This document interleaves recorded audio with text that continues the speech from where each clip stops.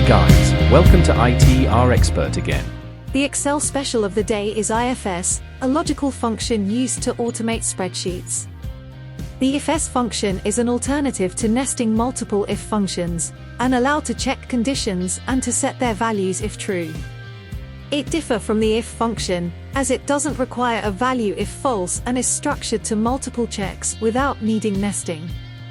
In this example, we will use the same matrix of outcomes we used for the multiple nested if functions to assign a school grade to a test score.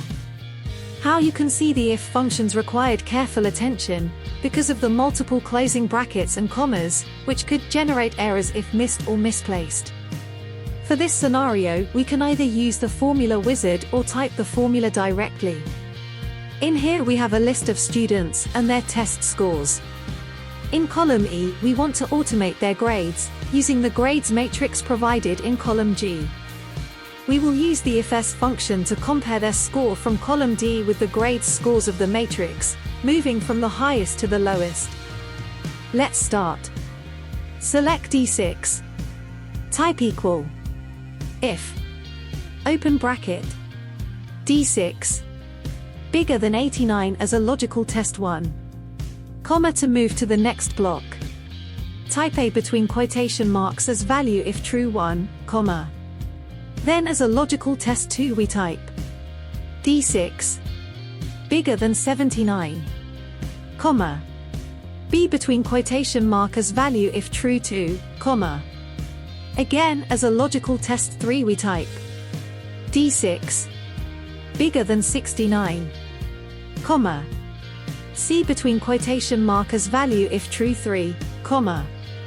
Then as a logical test 4 we type D6 bigger than 59, comma. D between quotation mark as value if true 4, then comma to add the last condition. Type D6 lower equal 59, comma. E between quotation mark as the last value if true, close bracket, and finally press enter to finalize the formula. Now select D6 and apply the formula to the whole column using the fill handle. How you can see, Excel gave a grade to each student.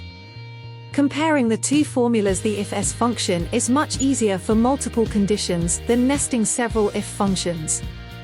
Also, we can use the formula wizard by just entering the arguments inside the boxes, without worrying about the commas and the quotation marks, just focusing on entering the information inside the boxes.